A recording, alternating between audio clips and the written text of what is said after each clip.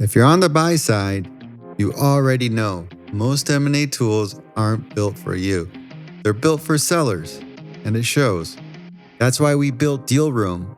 It's the #1 platform for buyer-led M&A, designed to help you lead the deal from pipeline to diligence to integration without the chaos. You get real-time project management, AI-powered contract review, templated deal rooms, and live collaboration all in one place.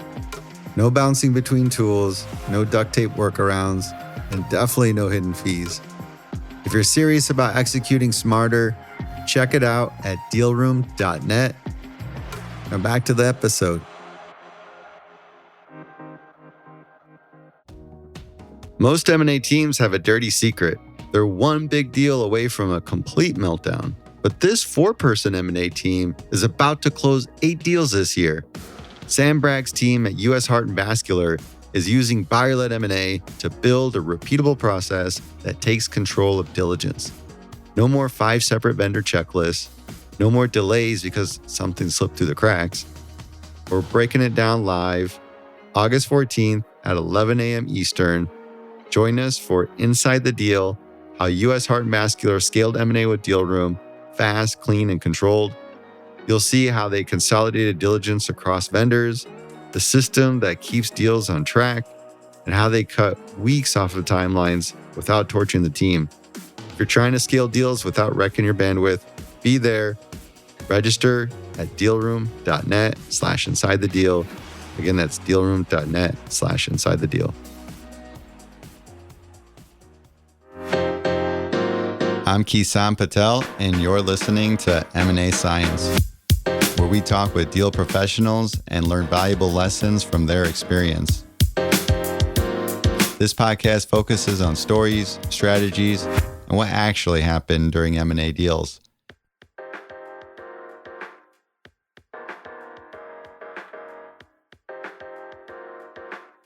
Hello, and welcome to the M&A Science Podcast.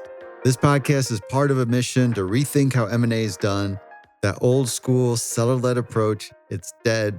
Buyer-led M&A is all about strategy, alignment, and efficiency, putting value creation at the center of every deal. And let's be real, it's not just about closing the deal, it's about making it successful. We uncover what truly works in M&A by learning directly from the best. I'm your host, Kisan Patel, founder and CEO of Deal Room and chief scientist at M&A Science. Today, I'm joined by Arash Attar-Rezvani, M&A partner at Skadden, based in Paris. Arash has spent over 2 decades advising on some of the most complex cross-border M&A transactions in the world, from telecom to tech to luxury. His deals span multiple jurisdictions, legal systems, and cultures.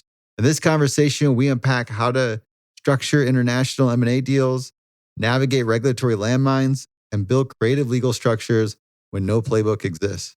This episode is part 2 of our conversation from last episode. If you missed part 1, I recommend giving that a listen first. Otherwise, let's pick it up right where we left off. When do we want to play that scenario out? Do we want to do that before LOI or after LOI? You have to have enough information on the target to be able to assert what it is. So before or after LOI, it depends on the strategy. If it is clear to the seller that it must be done, and every buyer they will talk to will insist on that thing being done, there's no reason to not mentioning up front and wasting everybody's time. Right. Often you might be in an auction process, you might be in a competitive auction.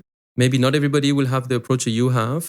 So it might be wise to wait to have more information about the target. And most of situations, Kisan, to be honest, it's very rare that exactly what you're going to be doing the moment you close. As you said, it could play out over the next year, 2 years, and you may change your mind. And I've seen that a lot of times. So in that kind of situation, it's probably wiser to wait, get into the LOI process, knowing that you're willing to engage and maybe go to a certain level before you definitely commit.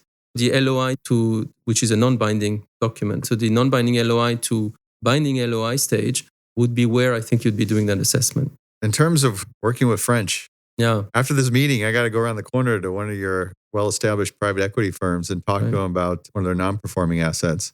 What's like a good way, culturally being mindful here? Because in America, we tend to be pretty direct and brash of like, hey, you got this thing, I'm interested in it, really forward. Teach me, Like, so I can actually get this deal. So do you speak French? Bonjour and merci. You can use that. So that's one of the cultural elements I was talking about. I mean, because you got a good point. I noticed if you just walk up to somebody who's talking English, boom, they're going to get offended. If you start with just bonjour, bonsoir, and then you start talking English, they'll actually respond to you. It can help. It can help. We've seen a lot of different responses. You have people, you speak French to them and they'll still speak English to you. And others, you speak English to them and they'll switch to French. It's gotten much better. It used to be that you'd be in a meeting with 20 people, 5 of whom would not speak French at all. And then all the French speaking at some point will switch to French. We see that a lot less. In France, yes, you guys are direct. Because, I'm plugged into American society and your stand-up, your culture. Since we're kids, basically, and I live there. I work in an American law firm. I studied there. So I understand probably the culture a lot more than the average French. Yeah, you guys like to be direct. But also, interestingly enough, you might not be direct at all, communicating what you really want. There could be a lot of, it's great, it's such a great idea. And in the end, you're just going through the motions of turning everything into a positive. Everything. And when I speak to my French clients after we've had this kind of negotiations with Americans, sometimes they're like, yes, everything's beautiful, everything is wonderful, everything is rosy, but we don't know what they think. And in a way, the French are sometimes being criticized for this, for being arrogant and so on. I think I'm just trying to say there's never one color or one aspect to the culture, because the French can go around a little bit and it's good to start with some small talk and so on, but they'll be very direct as well. I've seen American counterparts being shocked by how direct the French are, because you guys may be direct, but you like to keep the form of being polite. You know what I mean? Whereas the French will deliver it to you raw sometimes. I've definitely seen both sides of that. Partly, I don't see myself as just French because I told you I have a lot of that background. So I look at it as an outside observer sometimes. If you speak your mind in an honest way, you don't take them for fools. You just communicate clearly what it is you want and why you want it, and you respect the other side.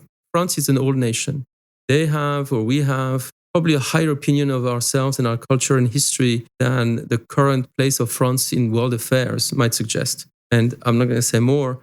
The French always revere the times of Louis XIV and Napoleon, and the Americans are acutely aware that's not the case anymore.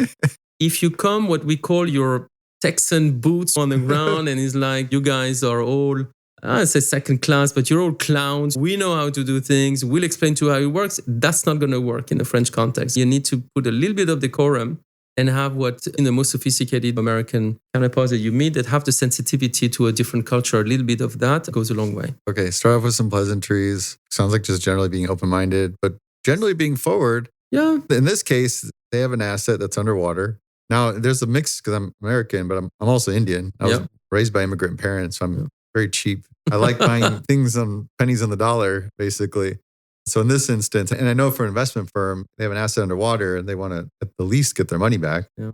But for me, it's like, if you've raised X amount, can I get it for 50 cents on a dollar? Pleasantries, argue your position, respect their culture and their position, but argue. I think having a business case of like why it should be 50 cents on a dollar. Yeah. That's a concern. I guess my view of the French stereotype here is they're a little more serious. Yeah. We do a little playful bantering in the US and joke around a little bit. Yeah. I'm like, I don't know if that's going to land as well. It's tricky. Humor is tricky because humor is not accepted or taken the same way. Exactly. That's not always universal. There's like different flavors of humor and then some just flat out.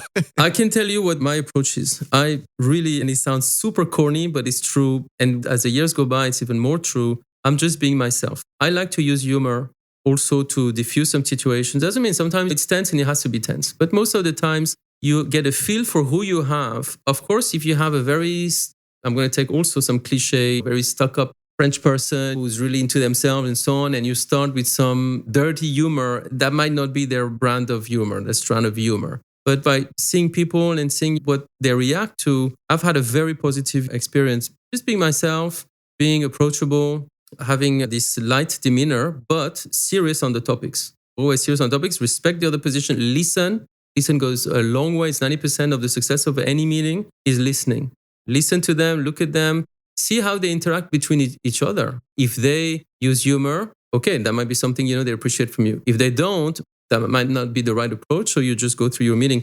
But what I've noticed everywhere around the world, I've been from India to Brazil to Africa, if you are sincere, you don't take them for fools, and you argue your positions, and you have to know where to give. You can't always take. If you know difference between what really matters to you, which really you need to get, whether you express it or not, sometimes you may not want to express it right away, but where to give them things that are important to them and not to you, that's the key to getting a successful negotiation over time. And if not, in what, even if it fails, you'll get their respect. And I'll tell you one thing, I've gotten probably more clients referred to me by other lawyers who I sat opposite, or clients I sat opposite, than I've had in any other way. That's the best compliment that anyone can pay you. Somebody was telling me the same thing recently, is that when another lawyer refers work to you, it means they see you as somebody not only competent, but probably trustworthy. And it's the best compliment they can pay to you. Okay, I'm going to take your advice. I'm going to go to this meeting and I'm going to start off with listening. I really kind of understand their point of view. And with what I learned from listening, I'm going to essentially be mirroring, right? For a little sense of humor, I'm going to play into that. But stay true to yourself and then call me and tell me if it was a huge success or a catastrophic failure. And I'm still going to be myself for sure. I'll still be myself, but picking up the room. From that, I'll build my business case or my sort of position and see where we can land. Absolutely. That's what I do. And I'll be honest, it's worked well for me. So hopefully. And if I get next steps, I'm going to call you because I may need representation out here. Please do, with pleasure. Going broadly back to like cross-border deal, because I do respect the fact outside of France, you've worked with so many different jurisdictions. What would you define as like high stakes cross-border situation? When people say this is a high stakes cross-border deal, what does that actually mean? I'll be a little cynical. I think people like to hype themselves up. For me, high stakes means there's lives at stake. Okay. Right? So let's be clear. If today I was going to negotiate an agreement between Israel, the US, and Iran, this would be high stakes. Okay. But let's be clear and let's not give ourselves too much importance in what we do. Maybe it's just M&A. We put a dollar figure. It's almost like anything at $1 billion plus enterprise values of high stakes. Exactly. But at the end of the day, you know what? When it's just about money, come on. Yes, right. It's high stakes, but it's just about money. Just about money, yeah, exactly. When I think it's high stakes, when people's lives are at stake. Where M&A has people's lives at stake, I go back to the employees. M&A can be done and then people losing their jobs, losing their livelihood. And that's why I think even though I'm hardcore pro-M&A, pro-business, pro-capitalist, everything you want, a little dose of remembering there's people behind some of those things and they may suffer. Is that so crazy that we have to ask them their opinion, which by the way, we don't really care at the end of the day what it is, because it's going to affect them. They're not just numbers. That goes back to what I was telling you earlier, Kissen, which is when you have entrepreneurs with a strategic vision and an industrial vision, they're building, one of my clients is the Action Group. There's this French Indian family called the Hiriji family based out of Madagascar. They're originally from India, but established in Madagascar for 5 generations. And they all have, since then, the French nationality. And I met their 4 partners, the 2 uncles and the 2 sons of the 3rd uncle who unfortunately passed away. My contact has been one of the sons, Asenine Iriji, who's African CEO. He's a very successful person, one of the nicest human beings, one of the smartest people you'll ever meet. And with Asenine and his group, over 10, 12 years, we did all their M&A. We went through Togo, Senegal, Tanzania, Uganda, French islands of La Réunion, Mayotte, and he's built the 6th largest telecom group in Africa, Action Telecom. We went through all of this hand in hand, building on a vision that he had.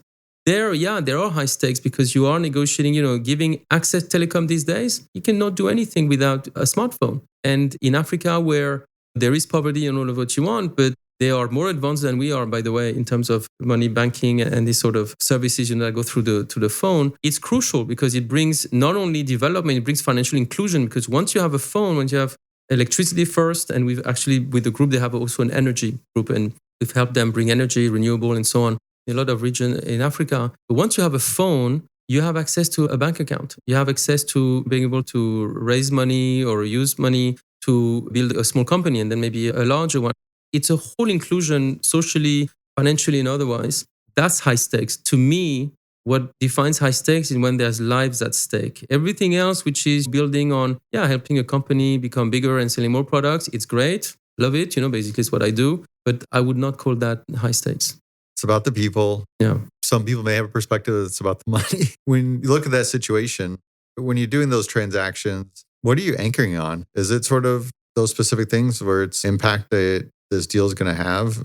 So I anchor on all these various aspects.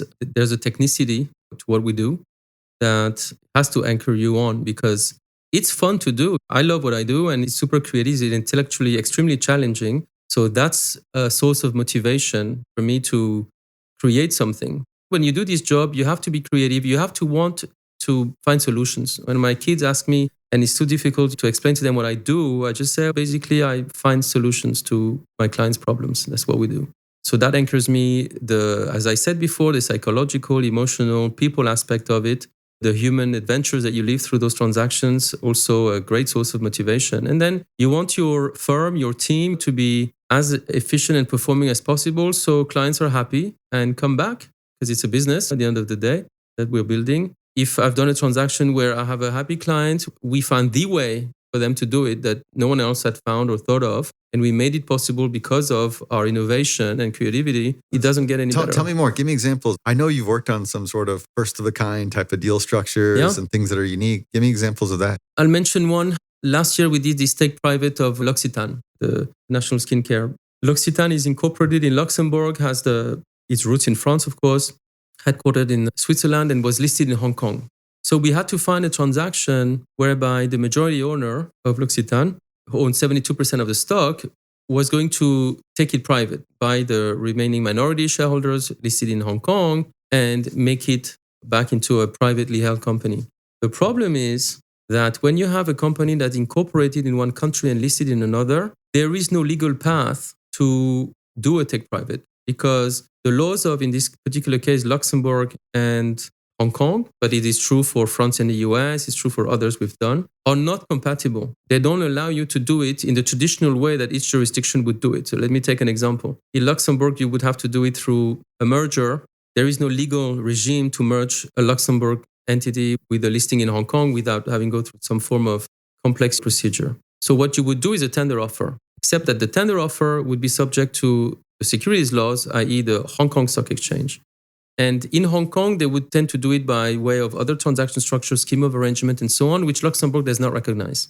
We had to find a very original way, I think it's the first worldwide, of doing a take private. So we did a tender offer, subject to govern under Hong Kong laws. But for the final squeeze out of the minority shareholders, we used the bylaws of the company. We did not use a law or regulation. We used the bylaws of the company, which had a provision that we could build on. We had to comply with two sets of laws and regulations that were not necessarily compatible, creating basically a race to the most stringent. Because if Luxembourg said to be able to squeeze out the minority, which means force them to sell once a tender offer is closed, in Luxembourg, the threshold is 95% of the share capital voting rights of the company. If you reach in the tender offer more than 95%, then you can force the 5% minority to sell to you. But in Hong Kong, it's 90% of the minority that remains. So in effect, it was a threshold of 97.2 or 3%. So we had to take the most stringent of the two. So we had to be such a successful offer that at the end, there was less than 2.5% outstanding that we could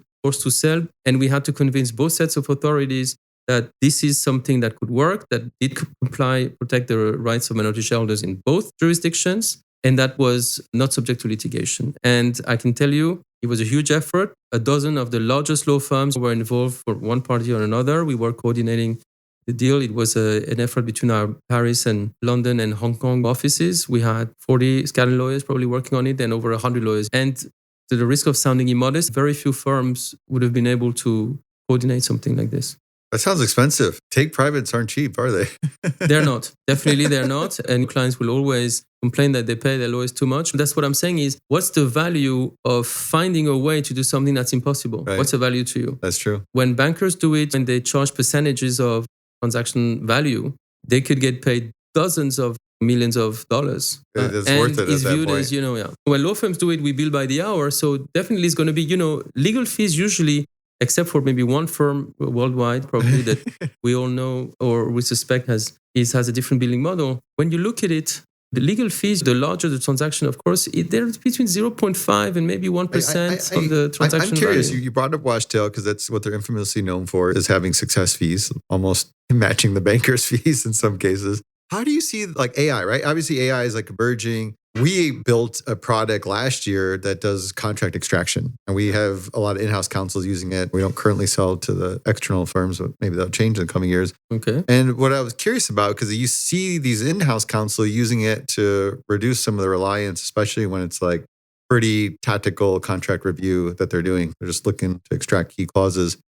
How do you see that affecting, one, just how you start perceiving utilizing AI, but like how your business model may change? Because my theory is that firms will start going more towards a mix between a flat rate and success fee model just to stay aligned. So that way there is clear incentives of, yeah, let's leverage AI, let's get the best results. And then maybe not like matching the banker's fees. Maybe the banker's fee should be split between everybody else, consultants and lawyers. I don't think bankers would like to share their fees. We have to give them a choice, do we? That's true. No, I agree with you. Definitely, the way we work is impacted by AI, and the way we are compensated will ultimately have to change as well. To be honest, I've always believed, and in some cases I've been able to do, that it's okay to have part of our fees paid in the form of a success fee. Obviously, it's easier to do in litigation, or in some cases where you can calculate the actual value of what you do. When you do M&A, it's hard to put a number to what it is you're doing.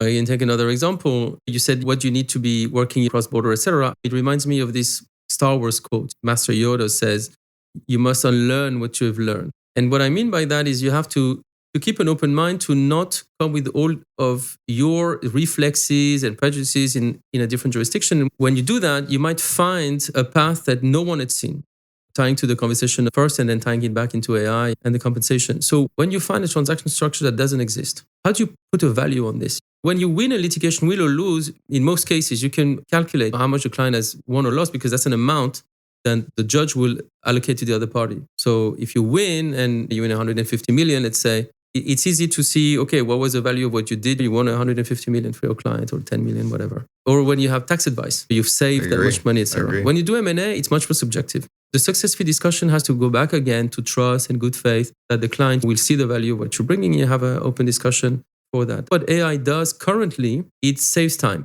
Yes. Contract review is speedier, have a bigger scale, risk flagging, and so on. I don't think necessarily it's a bad thing, because it does save us time. It allows us to focus on the higher value aspects of what we do, because I don't think, at least not in the current state, maybe in 5-10 years, who knows, but we're in these complex human interactions and negotiations. Maybe even the contracts, when we tell them, let's do this and that, the AI will produce the contract that goes with it. But I think in the type of job that we do, and that's what ultimately might differentiate, maybe a lot of law firms will disappear, because everything that's basic to do, that's a low value, can be done by the machine. It's only when you bring that thing that machine cannot do, that very bespoke, tailor-made advice, that you can charge top money for it.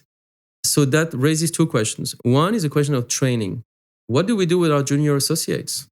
That's a real question, because a lot of what they do is research. I was reading an article in New Yorker today or yesterday that actually tackles that issue, that the time of writing essays in university is gone. They're not writing essays anymore, and everything comes from a machine. If you translate that into what we do, we have to teach them to do other things. What are they going to do the first 5 years that they're on? When NDAs will be drafted automatically, research will be done, due diligence, all this work will be done. So it challenges law firm to think, what it is we do. And then ultimately, you're right, it is going to have an impact on the level of compensation we can ask for, because instead of spending 20 hours doing something, if the machine spends 20 minutes, of course, you're not going to bill that the same way to the client. So I think over time, we're not there yet. It's going to come quicker than we might think, of course, as everything AI related these days, since 2022 at least, the emergence of ChatGPT, facing some hard questions on the training front, on fundamentally what it is we do, what do we bring? Because a lot of lawyers are reduced to either pleading in court or scribbling paper. The scribbling paper model is probably will be gone at some point. And maybe it's for our generation, maybe the next one. But that's why I have the weakness of thinking that so far, I don't think a machine can replace what I'm doing, me and a lot of my peers.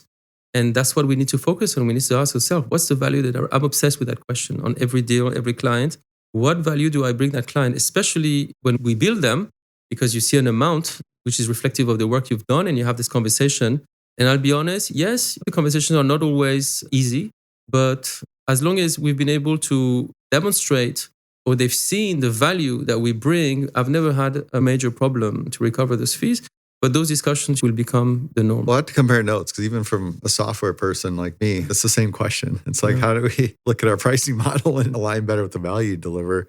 The success fee is interesting because I feel like it's easy to pay people out of your fund of flows. Sure, everyone gets a piece, like your Oprah. You get a prize, you get a prize.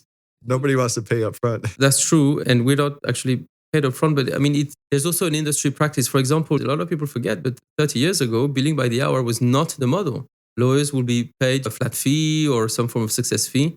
Today, for example, in France, by our constitution, our ethical code, we cannot charge the majority of our fees as a success fee. We cannot have such a risk component. It's forbidden, actually. You can have a small portion of it.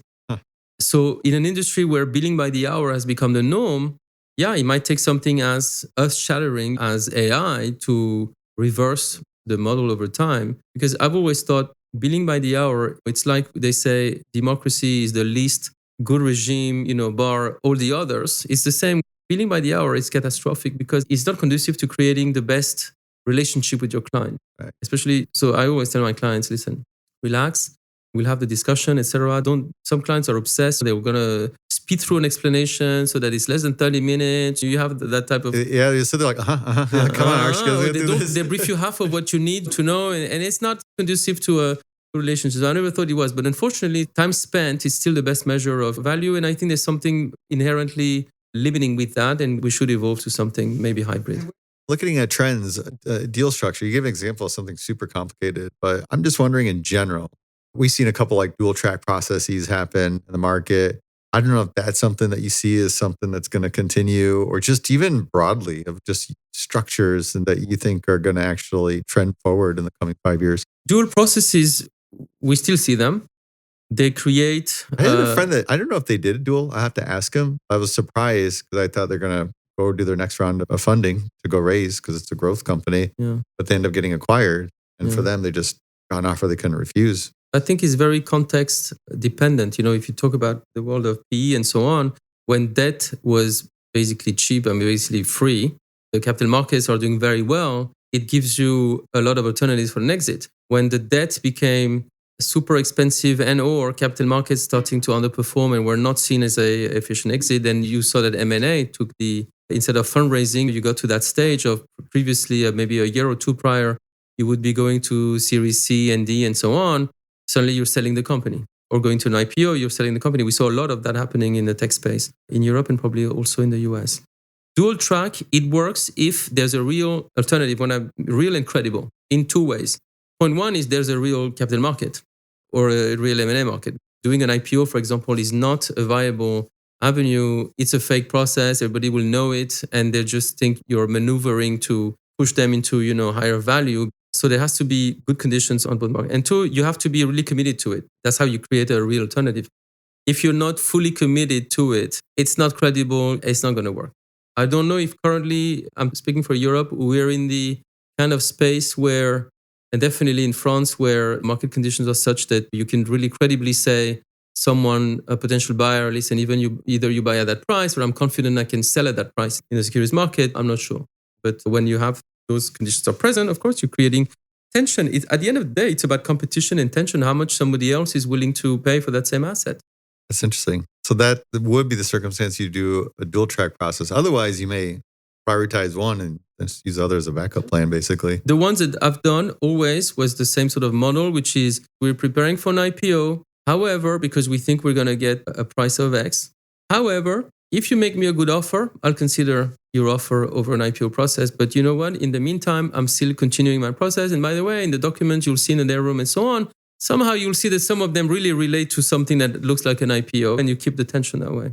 Any other deal structures that you sort of see emerging or trending? We've seen a lot of earnouts all over the place now. Yeah, but earnouts, it comes and goes. It's like, earnouts, of course, it's a way to defer the probability I think that's that capital value. going up. Now all of a sudden it's earnouts back in flavor. Exactly, because when it was a seller's market and they knew they had 10 buyers, 6 of which were these PE funds that were borrowing for free, basically, and overpaying assets, which is not a secret that they have been overpaying assets. And a lot of my strategic clients were quite, I don't want to say happy, but they were not displeased saying when a few years ago the debt market became as expensive as they did because they told all their friends in the PE funds, you forced everybody to overpay. And now that you have to pay for the debt, you're basically excluded yourselves out of this process. And we saw, I work with PE funds like Silver Lake, for example, but I advise a lot of strategic buyers. And suddenly we were in these processes where pure strategic players, that's all you had because the PE is for a time and then PE is very resilient, very creative. They found ways to structure and find the money to do it.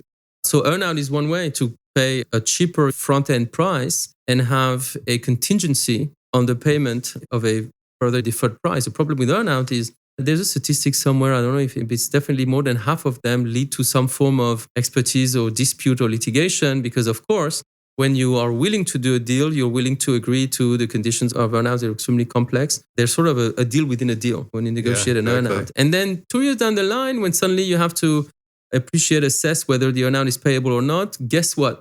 Parties don't agree that it's payable or not in full, and you get into all these disputes, and it could be litigation or renegotiations of the deal, and in the end settling. So earnout, carve out. In the last 10 years, I'd say one of the most surprising trends that came and went just as fast as it went were the SPACs. Yeah. Definitely. Yeah, talking about come and go. And SPACs have existed since the 90s. I've talked to some of my partners in Palo Alto. They've been doing it for 30 years, and then suddenly there's this high trend of doing them. They 4 or 5 years of them. I have a client who's raising one, and we're looking at his SPAC to help him. But of course, they're much smaller. They're more reasoned. They have to justify a lot more. But so that's one of the trends we saw. And now what's going to come probably more is sort of club deals between PEs to mutualize funds and be able to buy some of these assets. Yeah, this kind of structures we see. Lydia, they introduced us. Yeah. Aspiring to be a partner. And just thinking of a lot of lawyers that are in that role where they're mid-level, junior, what advice do you have for them being partner at like literally a top 3 global M&A law firm? So that's super interesting because I also teach to a lot of students from law schools, business schools. It's important to stay in touch with the younger people, and we have interns here. And so it depends. When I have students or interns that ask me that question, I tell them, listen, I don't think you should obsess when you're 22 or 23 and just starting your legal career. Don't obsess how to become a partner at this firm. Obsess around how do I get the best training for the first 5 years in the best place with people who are truly invested in my professional growth and my training. First of all, it's great that you have the ambition to be a partner. In French, we have this expression, don't put the don't put the carriage before the horse. The carriage before the horse, exactly. Let's do the things in right order. Focus on how you can be the most useful to your mid-level senior attorneys, the partners. As I said, it's this clockwork, especially M&A. You're a part of a team. Because you're an intern doesn't mean you count. Because if what you ask you to do is not done well, it might grip the whole machine. And focus on how can I be the best at what I do at that age. And maybe year 1 or 2, you're obsessed about being a partner. And then when you're a 6, 7, 8 year associate, that's no longer what you want to do. You want to maybe have a different career or change path or something else. So focus on the first 5 years and then focus on the next 5 years and then focus on the next 5 years. And that way you could keep it fresh and fun. And you don't take short-term decisions, make long-term decisions, something that may look like, oh, yeah, I'm a 50-year associate, whether I stay or I go because I have more chances of being a partner at that place. Your chance of being a partner at a 5th year usually is the same anywhere, which is nobody knows. Focus on, do I have the right people around me? You're around the right people. Yeah, the right people who train me, teach me the trade, the right skills, and then there'll be ample time to worry about partnership and becoming the king of the world. How about yourself? What would advice you'd give to yourself before running your first major deal? Younger self. If I had to advise my younger self.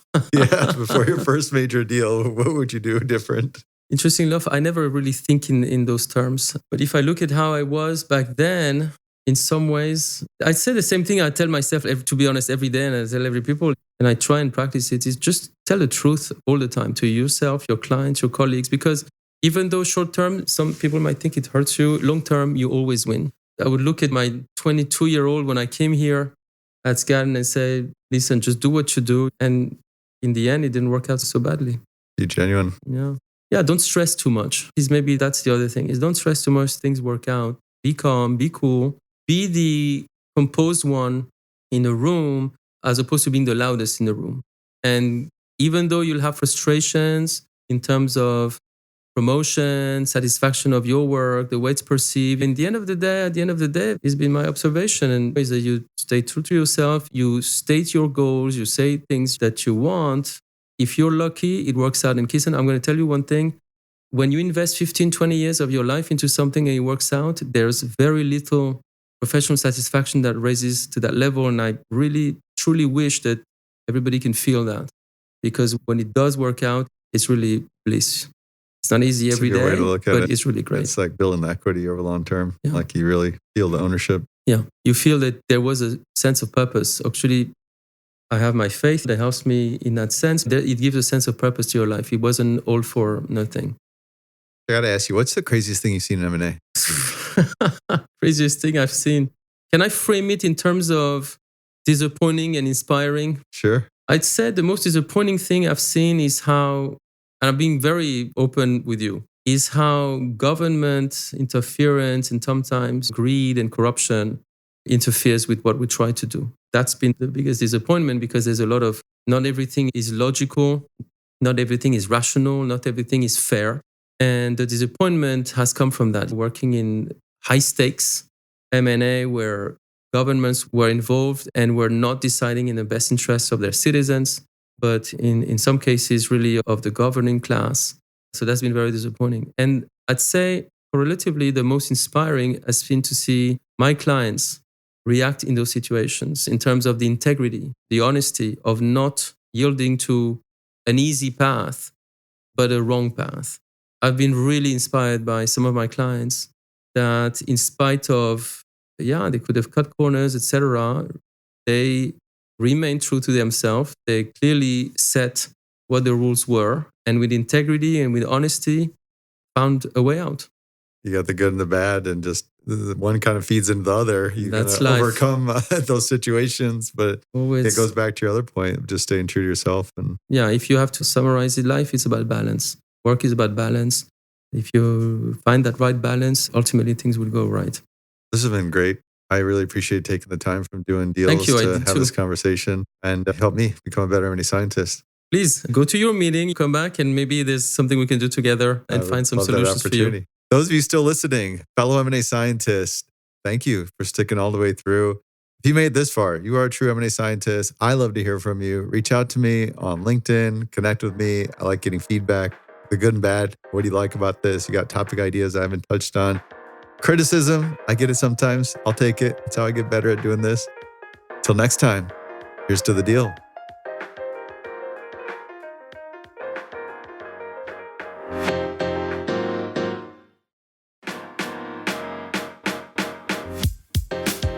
Thank you for taking the time to explore the world of M&A with our podcast.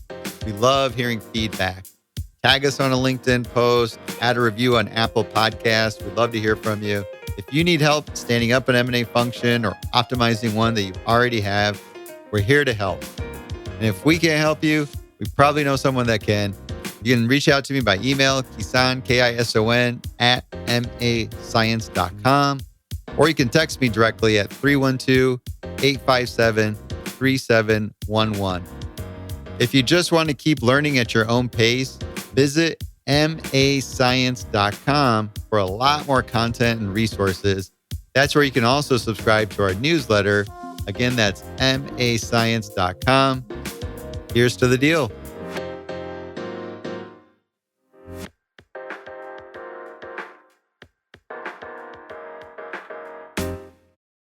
Views and opinions expressed on M&A Science reflect only those individuals and do not reflect the views of any company or entity mentioned or affiliated with any individual.